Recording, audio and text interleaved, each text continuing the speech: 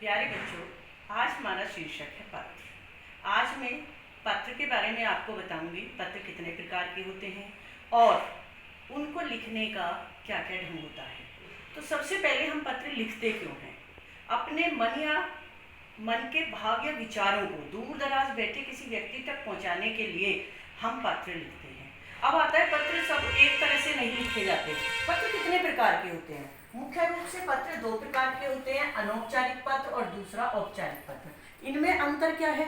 अनौपचारिक पत्र हमेशा रिश्ते नातों से संबंधित होते हैं। चाचा, पिता, माता, भाई, बहन, मौसी, फूफा, जितने भी हमारे रिश्ते हैं उन सब के लिए, और साथ में हमारा मित्र भी इसी के अंतर्गत आता है। तो जो भी रिश्ते नातों से संबंधित और मित्र को पत्र लिखते हैं वो आता है हमारा अनौपचारिक पत्र। इसके अलावा सरकारी, अर्ध सरकारी, किसी भी कार्यालय को, किसी भी कार्यालय के विभाग प्रमुख को, संपादक को, कि ये सारे आएंगे हमारे अनौपचारिक पत्र, औपचारिक पत्र के अंतर्गत। अब सबसे पहले हमें इन्हें लिखने का फॉर्मेट आना चाहिए, तभी हम पत्र लिख सकते हैं। अनौपचारिक या औपचारिक पत्र हम लिखने का क्या फॉर्मेट है? तो आज सबसे पहले हम लेते हैं अनौपचारिक पत्र। अनौपचारिक पत्र सबसे पहले लिखे किसको जाते हैं? रिश्ते नातों से संबंधित जितने भी हमारे रिश्ते हैं और मित्र इसके अंतर्गत आता है। इसे लिखने का क्या क्रम होता है? सबसे पहले आता है हमारा दिनांक। हम दिनांक डाल देंगे। इसके बाद जो मैंने लिखा है अपना पता, तो अपने पते से मतलब है यहाँ पर कि जो भेजने वाला है, सेंडर है, वो अपना पता लिखेगा। जिसको भेज रहे हैं उसका पता नहीं, बल्कि हम अब जो सेंडर एड्रेस है वो ही इसमें जाएगा, जो पत्र भेज रहा है उसका पता यहाँ पर आएगा। इसके बाद है संबोधन। संबोधन से क्या मतलब है? संबोधन के मतलब है कि हम किसको पत्र लिख रहे हैं। जैसे अब संबोधन भी अलग अलग तरह से होंगे। जैसे हम अपने से बड़ों को लिख रहे हैं, पिताजी को लिख रहे हैं, माताजी को लिख रहे हैं, बड़े भाई को लिख रहे हैं, तो यहाँ हमारा संबोधन आएगा, आदरणीय माताजी सादर प्रणाम, आदरणीय पिताजी सादर प्रणाम, आदरणीय भैया सादर प्रणाम। और अगर हम अपने से छोटे को लिख रहे हैं तो हम लिख सकते हैं प्रिय राहुल, उसका नाम लिख सकते हैं, भाई का, बहन का, और उस खुश रहो, इस तरह लिख सकते हैं। प्रिय, अगर मित्र को लिख रहे हैं तो हम ये भी कह सकते हैं प्रिय मित्र नमस्ते।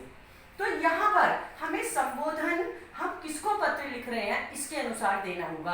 अपने से बड़ों को लिख रहे हैं तो हमें आदरणीय करके लगाना होगा। अपने से छोटों को लिख रहे हैं तो प्रिय लगा सकते हैं, और मित्र को भी प्रिय लिख सकते हैं। यहाँ आ गया हमारा संबोधन। अब आपको समझ में आया संबोधन। संबोधन के बाद इसमें कभी भी विषय या महोदय नहीं आता, इसमें विषय या महोदय नहीं लिखेंगे। अब इसके बाद हम अपना पत्र लिखना शुरू करेंगे। जिसको भी लिख रहे हैं उन्हीं के अनुसार लिखना शुरू करेंगे। मैं यहाँ ठीक हूँ, आपका पत्र मिला, आपकी भी जानकारी मिली। इस तरह से आप जैसे भी शुरू करना चाहते हैं आप अपना पत्र शुरू करेंगे, और जिस बारे में पत्र लिख रहे हैं वो अपना सारा मैटर इसके अंतर्गत देंगे। और उसी तरह जब हम पत्र समाप्त करेंगे लिखने के बाद, तो यहाँ पर जो आएगा, यहाँ पर जो भी आपका उनसे रिश्ता है, माना पिताजी को लिख रहे हैं आपकी बेटी या आपकी प्यारी बेटी, माताजी को लिख रहे हैं आपकी बिटिया, आप मित्र को लिख रहे हैं तुम्हारी मित्र, अब छोटे बहन भाई को लिख रहे हैं तुम्हारी दीदी, जो भी लिख रहे हैं यहाँ आपको लिखना पड़ेगा। और यहाँ अधिकतर हम वैसे क्यों लिखते हैं?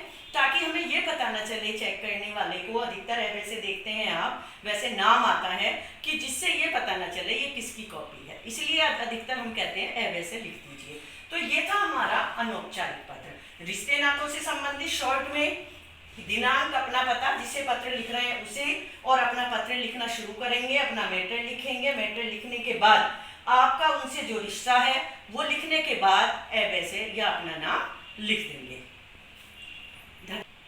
बेटा एक बात आपको समझनी पड़ेगी कि आपको सब लेफ्ट हैंड की तरफ ही लिखना है, राइट की तरफ नहीं लिखेंगे। कुछ लिख देते हैं, यहाँ से शुरू करते हैं फिर यहाँ लिख देते हैं, वो पैटर्न गलत है। आपका सब कुछ यहाँ तक कि जो आपका उनसे रिश्ता है और अपना नाम है वो भी लेफ्ट हिस्से वाली तरफ आएगा, तो सब कुछ आप लेफ्ट की तरफ लिखेंगे।